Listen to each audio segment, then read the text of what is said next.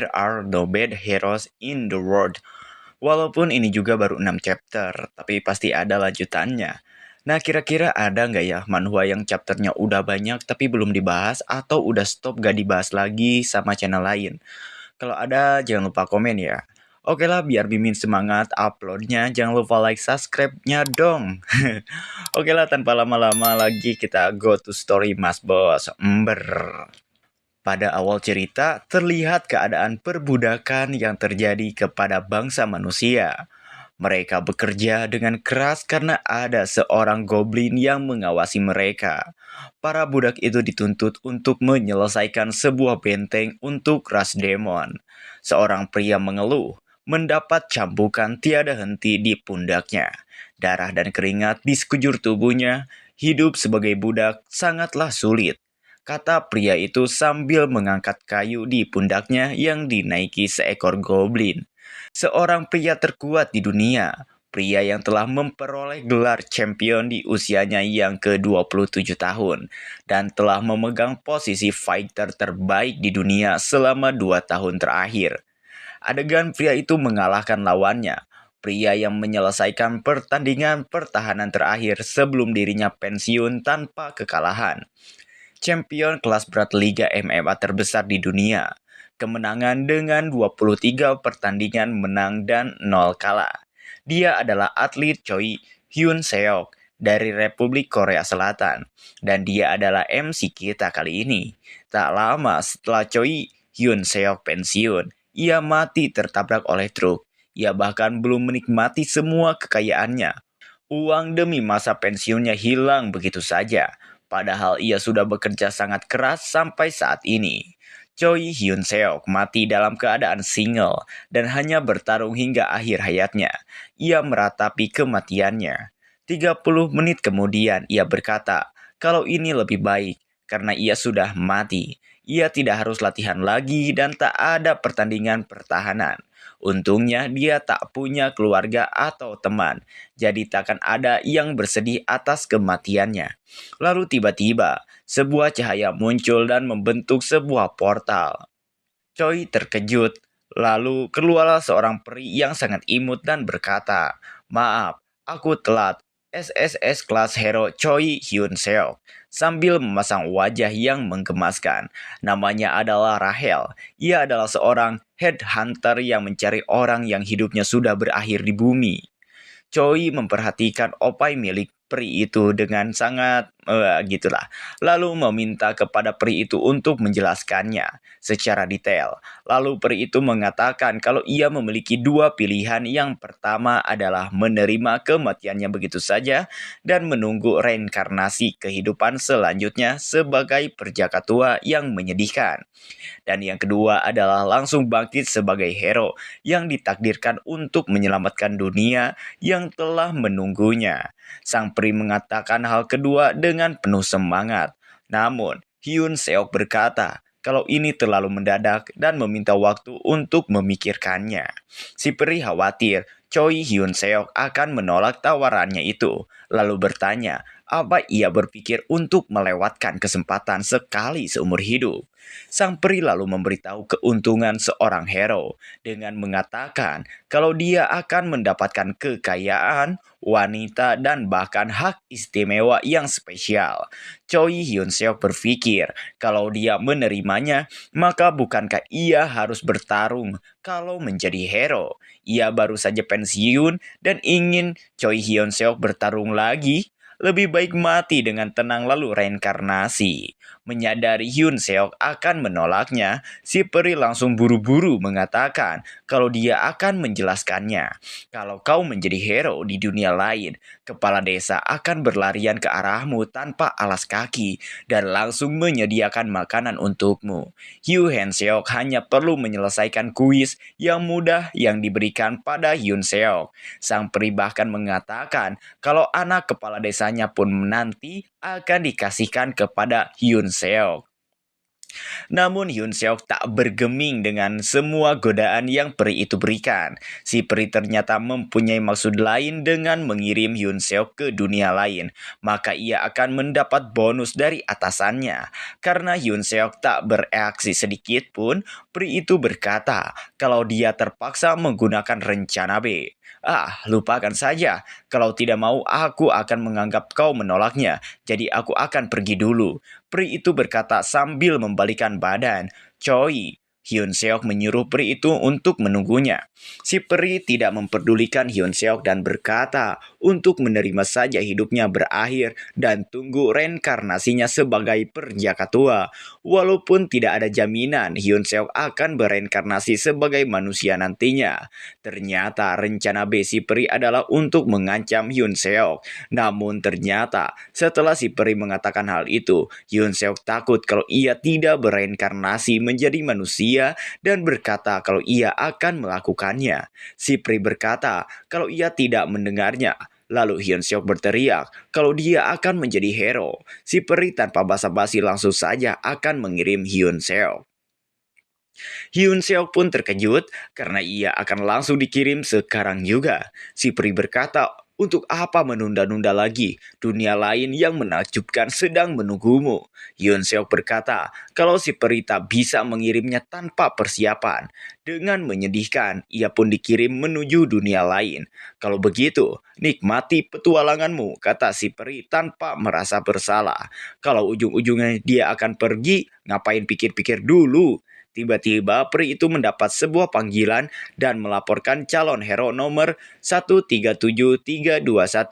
Choi Hyun Seok baru saja menyelesaikan transmigrasinya. Choi Hyun Seok tertidur lalu mendengar suara yang menyuruhnya untuk membuka matanya. Hyun Seok malah mengira kalau ini adalah suara kepala desa yang disebut oleh peri Rahel. Namun dia salah menyangka. Tiba-tiba suara yang memanggilnya berkata, aku akan mencongkel matamu. Bangunlah, lalu menghantamkan sesuatu kepada tubuh Hyun Seok. Hyun Seok yang terkejut berkata, sialan, kau mau mati ya? Tanpa menyadari sosok di depannya bukanlah kepala desa. Hyun Seok yang tersadar lalu terkejut karena melihat sosok di depannya adalah sosok yang menyeramkan. Dia berkulit merah dan mengenakan kulit kepala sapi di kepalanya. Hyun Seok masih terus mengira dan berkata dalam hatinya, apa dia kepala desa yang memiliki putri semata wayang yang paling cantik? Siapapun yang melihatnya pasti tahu kalau dia ini monster yang harus dibunuh kan? Lalu Hyun Seok bertindak dengan sopan karena takut dan berkata kalau dia seorang hero. Monster di depannya bertanya, apa hero belakangan ini menjadi bodoh? Hyun Seok memperhatikan tubuh demon itu dan berpikir apa yang sedang terjadi saat ini dan merasa ada sesuatu yang salah. Ia masih terjebak dalam ilusi kalau peri yang sangat cantik sebelumnya tak akan menipunya. Dia malah menganggap demon di depannya sebagai tutorial kuis. Lalu ia berpikir karena sudah mengetahuinya, hal selanjutnya yang harus dia lakukan sebagai seorang Korea adalah berakting. Ia lalu menendang demon di hadapannya dengan berkata, matilah, dasar tutorial monster. Hyun Seok merasa senang karena tendangannya mengenai monster di hadapannya. Sang demon itu berkata, bukankah kau baru saja menyebut dirimu hero? Demon di depan Hyun Seok merasa kesal dan ternyata sudah menggenggam kaki Hyun Seok. Ia berkata, kalau ia sudah lelah dengan omong kosong itu dan dari mana bajingan gila ini muncul. Hyun Seok tak bisa menggerakkan kakinya sama sekali. Kau akan segera sadar setelah tidur nyenyak. Hero abal-abal tersayang, kata demon itu. Lalu meninju Hyun Seok karena merasa kesal dengan kelakuannya. Di penjara bawah tanah, Hyun Seok yang sudah terbangun dari pingsannya sedang marah-marah dan terus berteriak. Buka pintunya dasar Sinti, bawa si kepala sapi itu, ayo bertarung lagi. Lalu seekor goblin muncul sambil membawa pedang dan membuka pintunya. Siapa yang terus berteriak? Kata goblin itu memasuki penjara. Choi Hyun Seok jatuh tersungkur karena kaget melihat pedang yang dibawa goblin itu adalah pedang asli. Goblin itu berkata, kalau ia teriak lagi, maka goblin itu akan merebusnya menjadi sop. Hyun Seok yang ketakutan berkata, kalau ia akan diam, Goblin itu berlalu pergi dan mengatakan kalau ia akan mengawasi Hyun Seok. Hyun Seok ketakutan dan hanya bisa menurutinya saja. Setelahnya ia merenung dalam penjara itu. Sial, omong kosong dengan petualangan luar biasa di dunia lain. Dia memikirkan di mana kesalahannya kalau begini. Jangankan putri kepala desa, apakah ia akan mati sebagai perjaka untuk kedua kalinya? Tiba-tiba, seseorang yang berada di penjara sebelah Yoon Seok memanggilnya. Hei, kau apa? Apa kau pendatang baru? Yoon Seok lalu bertanya siapa dirinya. Lalu dia mengatakan kalau dia adalah seniornya yang akan menjadi hero. Dan mereka sedang berada di benteng pasukan Demon King yang memperbudak manusia. Yoon Seok lalu menyadari kalau orang di sebelahnya adalah orang Korea. Ia mendekat dan menanyakan apa yang sedang terjadi di sini dan mengapa ia jatuh ke tempat seperti ini. Lalu orang sebelah Hyun Seok bertanya, apa kau sungguh ingin tahu? Ia lalu berteriak, oi, hero abal-abal, apa kalian masih hidup? Hero sesungguhnya yang datang untuk menyelamatkan kita ada di sini. Lalu terdengarlah teriakan kembali dari seluruh sel di dalam penjara bawah tanah, meminta untuk diselamatkan dan mereka berkata kalau mereka adalah hero. Hyun Seok bingung dengan kejadian ini. Lalu orang di sebelahnya menjelaskan, seperti yang telah dilihat, ada ratusan hero yang jatuh ke benteng pasukan Demon King dan kepala sapi merah yang MC cari adalah ketua tempat ini. Ia bernama Red Rune dan penjaga yang mengancam Hyun Seok tadi adalah Jark. Orang itu menyuruh Hyun Seok untuk berhati-hati karena Jark terkenal kejam. Namun dia mengatakan kalau sepertinya itu tidak perlu karena dia sudah menandai Hyun Seok. Ia lalu mengatakan alasan mengapa mereka semua berakhir seperti ini adalah karena demon licik yang bernama Rahel. Choi Hyun Seok sangat terkejut setelah mendengar penjelasan itu. Lalu orang di sebelah Hyun Seok berkata kalau demon sialan itu tidak mengirim kita ke tempat yang salah. Hyun Seok bingung dan bergumam, mengirim kita ke tempat yang salah? Ia lalu berteriak, apa maksudnya itu? Jadi seharusnya kita tak berada di tempat ini. Lalu orang di sebelahnya menjelaskan lagi kalau itu benar karena hero yang telah tertangkap di tempat lain memberitahunya. Kata mereka, ada tempat lain yang khusus untuk hero dan sebagian besar hero memulai di kota atau desa. Biasanya hero hidup normal tanpa kekuatan apapun, tapi tidak ada yang memulai petualangan di tengah-tengah pasukan Demon King seperti mereka. Lalu Hyun Seok menyadari kalau alasannya jatuh ke dalam neraka ini adalah karena peri itu. Choi Hyun Seok berada di skuad budak kedua di bawah batalion ketiga pasukan Demon King. Terlihat para budak manusia sedang bekerja sambil bernyanyi. Seorang goblin yang berada di atas Hyun Seok pun lalu berkata kalau pekerjaan hari ini telah selesai dan menyuruh mereka untuk kembali. Choi Hyun Seok yang berada di bawah goblin itu berkata dalam hatinya, sialan, goblin pendek dan buntet sialan ini suatu hari akan kupastikan. Hyun Seok tak menyelesaikan perkataannya.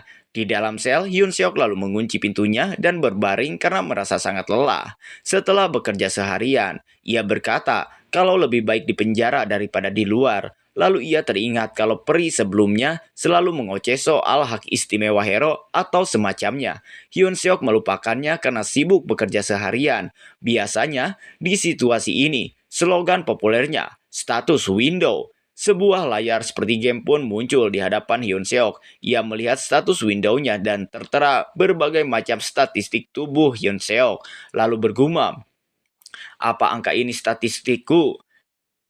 Peak KCD dan stamina 31. Apa artinya itu? Orang di sebelah Hyun Seok lalu berteriak dan bertanya, kau sudah punya stamina 1?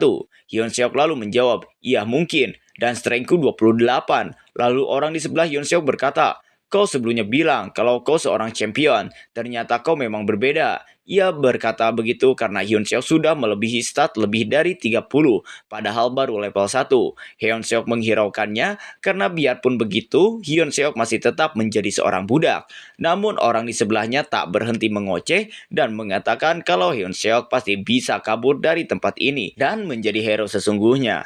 Choi Hyun Seok tak memperdulikan hal itu dan berbaring sambil menutup telinganya karena orang di sebelahnya masih terus mengoceh. Saat tengah malam, ternyata Hyun Seok menunggu orang di sebelahnya untuk tidur dan kembali memeriksa status windownya. Hyun Seok melihat status windownya dan mengatakan kalau ada dua hal yang terlihat menjanjikan, mana yang memberikan kekuatan superhuman dan hero point. Hyun Seok merenung karena bahkan para hero palsu yang bersama dengan Hyun Seok tidak tahu soal hero point karena tidak ada yang pernah mendapat hero point sejak awal. Lalu tiba-tiba sebuah cahaya yang terasa tidak asing bagi Hyun Seok muncul. Lalu Choi Hyun Suk terkejut karena Rahel si peri kembali bertemu dengannya. Peri Rahel bertanya apakah ia ingin diberitahu soal hero point sambil berpose yang menggemaskan.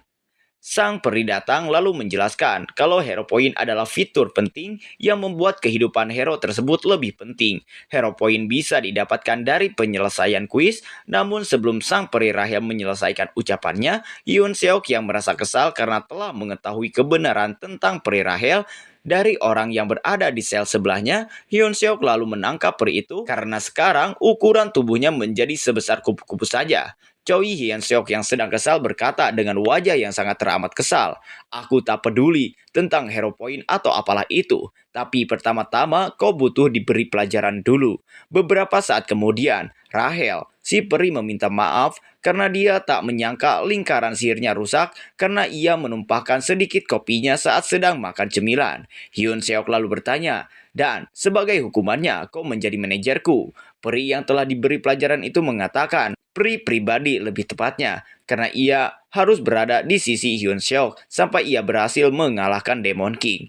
Choi Hyun Seok lalu berkata kalau dia sudah tidak peduli lagi soal urusan menjadi hero. Sang peri bertanya, apa maksudnya? Lalu Hyun Seok menjelaskan kalau dia tak berniat untuk mengalahkan Demon King. "Ya, maksudku kan aku bisa pilih hidup normal di sini saja kan?" kata Choi Hyun Seok, tidak memperdulikan Rahel.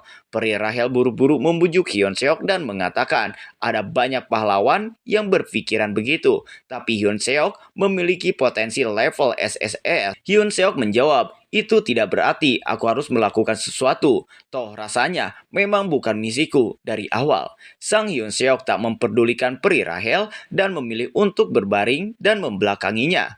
Saat sang peri ingin berkata lebih banyak, Choi Hyun Seok langsung berkata kalau ia tak mau mengulangi hidup yang penuh pertarungan lagi. Lalu ia pergi ke alam mimpi, meninggalkan sang peri. Peri Rahel lalu berkata dalam hatinya, apa dia selalu seperti ini? Bukankah dia pria bodoh yang isi kepalanya hanya adu pukul dan wanita saja? Tapi kalau begitu, bagaimana denganku? Sang peri yang bingung karena dia telah diberi hukuman untuk menjadi peri pribadi Choi Hyun Seok.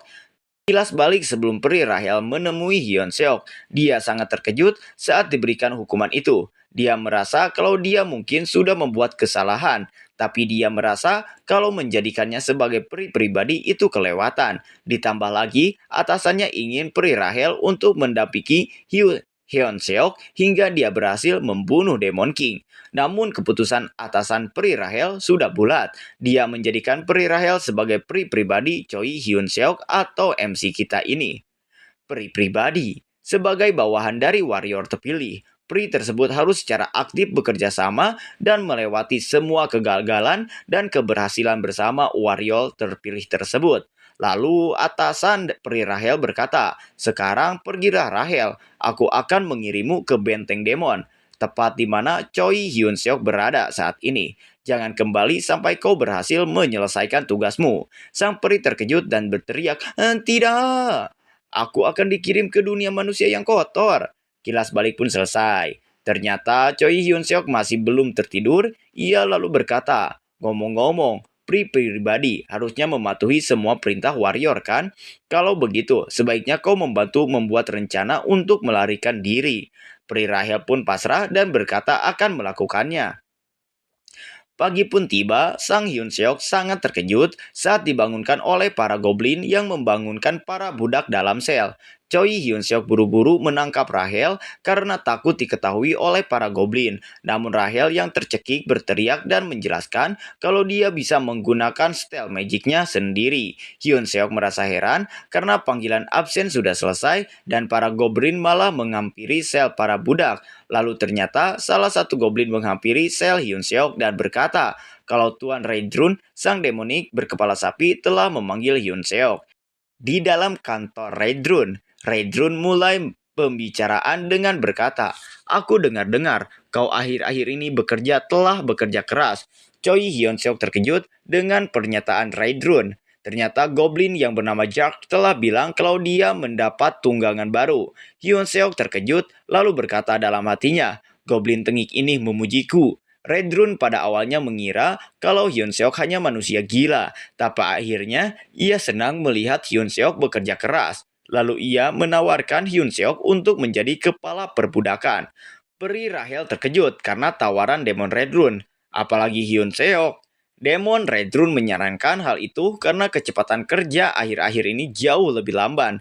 Peri Rahel pun terus mengoceh kepada Hyun Seok untuk tidak menerima tawaran Redrun dan lalu terus mengoceh. Karena dia terus mengoceh, ia lupa menggunakan style magicnya, hingga suaranya terdengar oleh Demon Redrun dan Goblin Jack. Saat Demon Redrun menanyakan suara apa yang didengarnya, Hyun Seok dengan segera menundukkan kepalanya hingga terbentur meja dan mengatakan, "Terima kasih, serahkan saja tugas ini kepada aku. Aku akan melakukan yang terbaik untuk melakukan tugas ini." Rahel terkejut dengan pernyataan Hyun Seok. Redrin pun memuji Hyun Seok dan berkata kalau Hyun Seok berbeda dengan kesan pertama mereka bertemu. Redrun mengatakan kalau ia menyukainya. Ia menyuruh Hyun Seok bekerja dengan benar, lalu Redrun akan menuliskan surat penerimaan khusus untuk tentara Demon King. Hyun Seok berekspresi menyedihkan karena sekarang ia tidak bisa berencana untuk melarikan diri. Beberapa hari kemudian, para budak kembali bekerja sambil bernyanyi dan Choi Hyun Seok yang menjadi kepala perbudakan terlihat sedang menyuruh-nyuruh dan memarahi mereka. Bahkan karena itu, Hyun Seok membangkitkan kemampuan tersembunyi, yaitu karisma.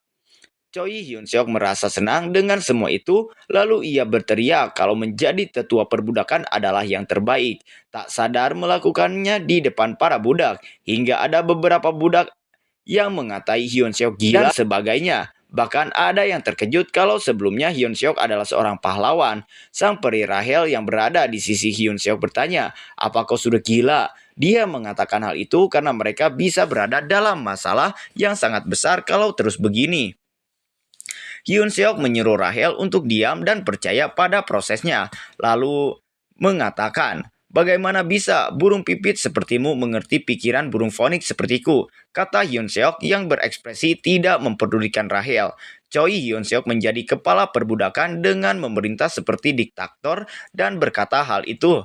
Sistem memberitahunya kalau kesenangan Redrun terhadap Hyun Seok bertambah. Hyun Seok pun segera berterima kasih kepada Redrun walaupun dia tidak ada di sana. Rahel lalu berteriak karena mengira Hyun Seok mau berpetualang dan melarikan diri dari tempat ini. Namun yang terjadi adalah Hyun Seok sangat menikmati pekerjaannya sebagai kepala perbudakan. Lalu Hyun Seok berkata kalau ia hanya melakukan apa yang sistem perintahkan kepadanya. Rahel tidak tahu karena ia tidak bisa membaca sistem milik Hyun Seok. Sang peri lalu bertanya, apa iya Hyun Seok harus dengan cara meningkatkan kekuatan petinggi tentara Demon King kepadanya? Sang peri Rahel tak percaya dengan kuis hero seperti itu.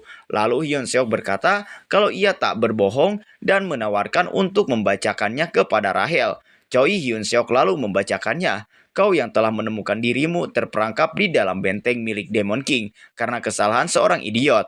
Peri Rahel langsung memotong ucapan Hyun Seok karena tata bicaranya aneh sekali. Dan sistem itu program yang hanya menggunakan bahasa netral. Namun Peri Rahel tak tahu karena ia tak dapat melihatnya secara langsung. Hyun Seok pun berkata kalau itulah kenyataannya. "Jadi kau mau aku gimana?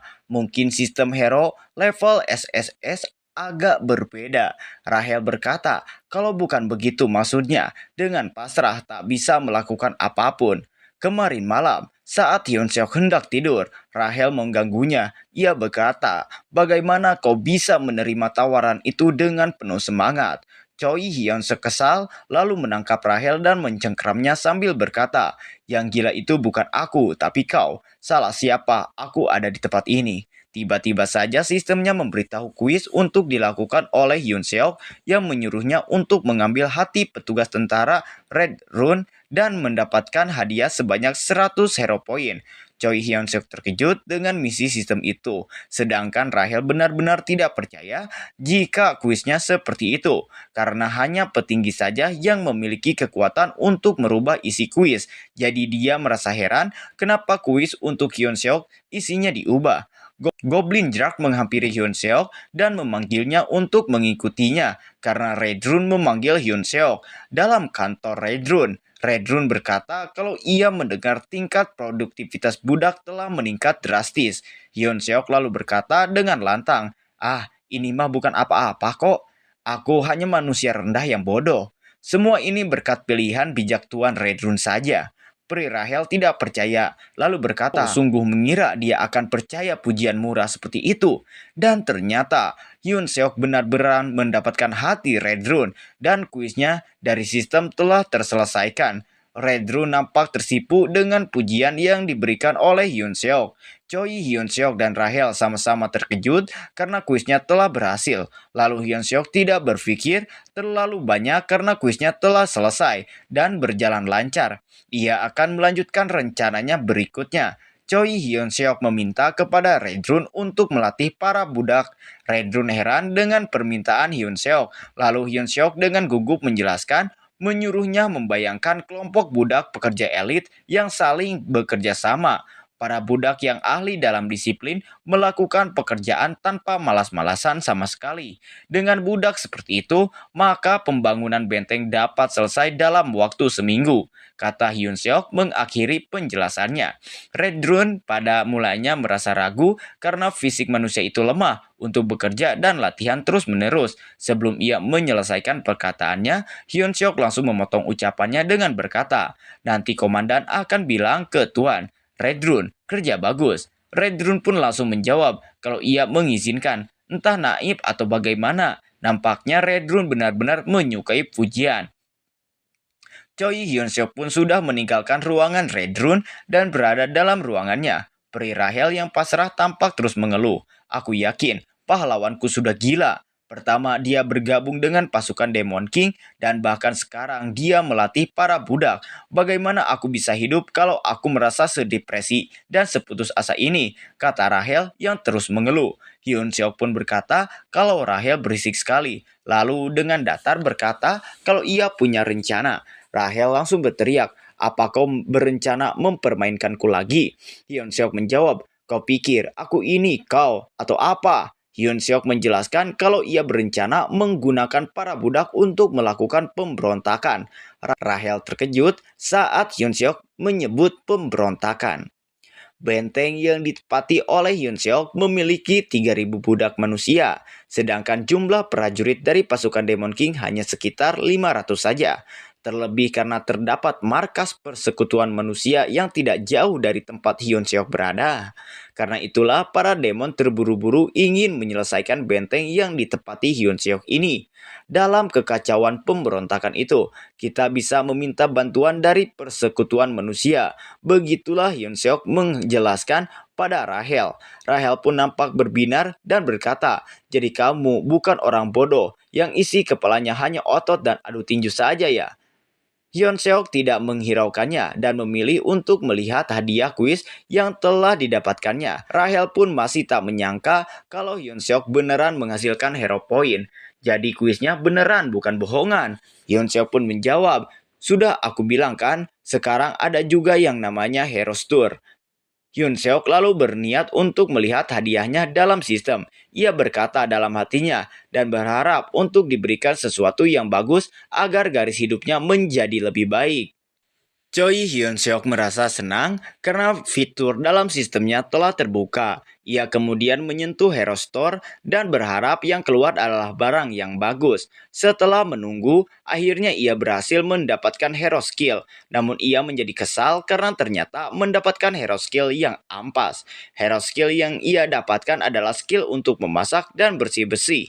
Ia bertanya dengan kesal, apa ini ability yang dibutuhkan oleh para hero?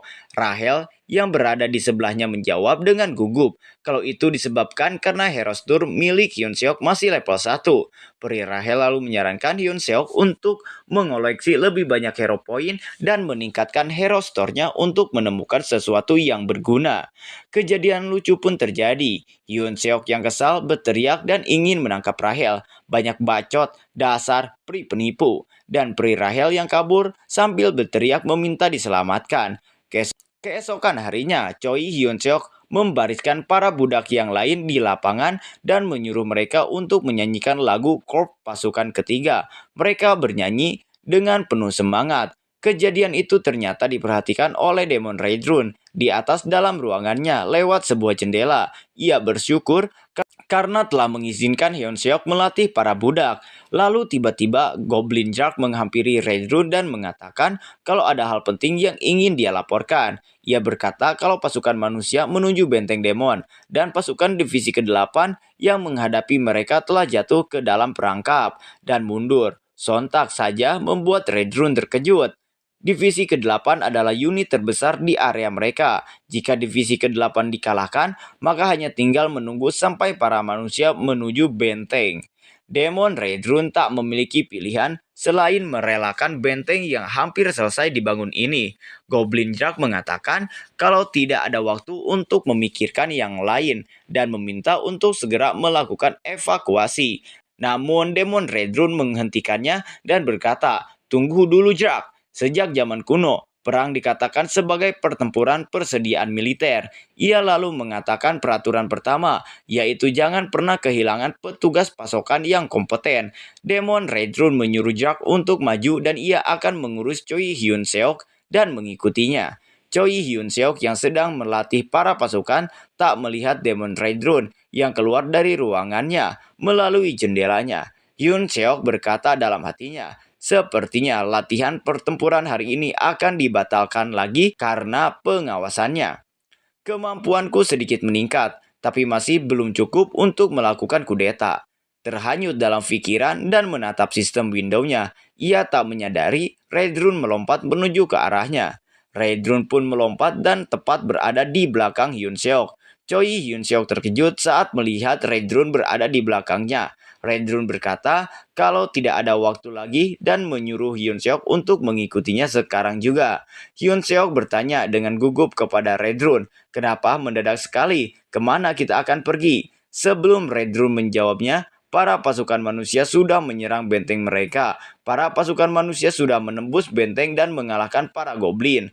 Mereka pun melihat Demon Raedrun yang sedang bersama Hyun Seok. Demon Raedrun disebut oleh mereka sebagai Nightmare Raedrun. Maka segera bergegas menyerang Raedrun dan kekacauan pun terjadi dalam benteng.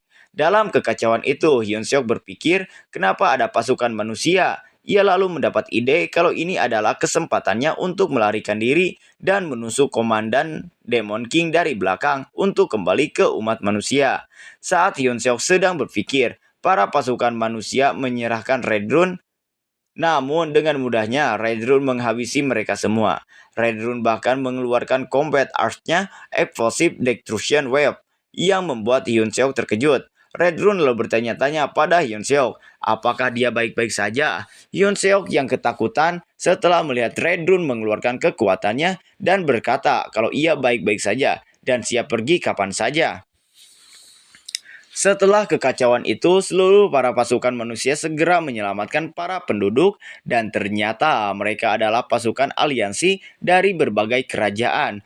Lalu, memisahkan para rakyat mereka yang menjadi budak. Para demon, namun mereka memisahkan para budak yang mengaku sebagai warrior. Seorang prajurit menanyakannya kepada para budak apakah mereka seorang warrior. Karena para warrior akan dipisahkan dan memperlakukannya secara berbeda dengan para tawanan biasa. Para budak yang mengaku sebagai warrior merasa senang karena mereka akhirnya diperlakukan seperti seorang warrior. Lalu seorang pemimpin menghampiri para budak yang mengaku sebagai warrior dan mengucapkan terima kasih karena mereka telah datang. Dia adalah Olaf von Grimmer, seorang dak kekaisaran Dresden dan komandan pasukan aliansi ini. Setelah itu, seorang prajurit melaporkan kepadanya kalau para tawanan biasa telah dievakuasi dan para warrior telah dipisahkan. Oleven Grimmer lalu menyuruh para pasukannya segera bersiap untuk membunuh para tawanan yang menyebut dirinya sebagai warrior. Dalam kereta kuda, Hyun Seok tengah duduk dengan pasrah sambil merengek hal-hal tak berguna. Ia berada di dalam kereta kuda bersama Redrun. Hyun Seok berkata dalam hatinya, bajingan itu meledakkan semua kepala yang datang menuju kami. Jadi tak ada yang mengejar. Sang peri Rahel mencoba menghibur Hyun Seok dengan mengatakan bahwa krisis adalah peluang. Sadarlah, maka kita akan pergi ke markas mereka dan menggenggam situasi pasukan Demon King. Hyun Seok yang kesal menyuruh Rahel untuk diam dan ternyata itu membangunkan Redrun yang ketiduran dalam kereta kuda. Redrun lalu bertanya kepada Hyun Seok apa dia mengatakan sesuatu. Hyun Seok segera menggelak dan mengatakan, tidak sama sekali. Aku hanya mengobrol sendiri karena sesuatu kehormatan bisa pergi bersama Anda. Hyun Seok langsung saja memuji dan menjilat Redrun. Redrun yang mendengarnya merasa senang dan berkata, syukurlah kalau begitu. Kita hampir sampai di markas pasukan ketiga, jadi tunggu saja. Redrun juga mengatakan, kalau saat mereka sampai, ia akan memasukkan Hyun Seok ke dalam pasukan Demon King secara resmi. Hal itu sungguh membuat Hyun Seok dan Rahel terkejut. Namun Hyun Seok pasrah dan mengatakan, sungguh sebuah kehormatan. Sedangkan Rahel merasa frustasi saat senja mereka pun telah tiba di markas pasukan Demon ketiga. Redrun dan Hyun Seok pun turun dari kereta. Mereka disambut oleh para bawahan pasukan Demon.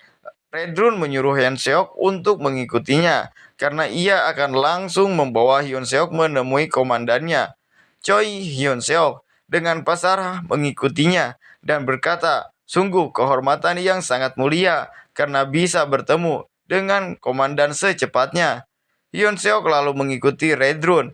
Redrun lalu mengatakan untuk menjaga sikapnya di depan komandan, kecuali kalau ia ingin mati. Saat Hyun Seok mendengar kata mati, ia langsung panik dan takut.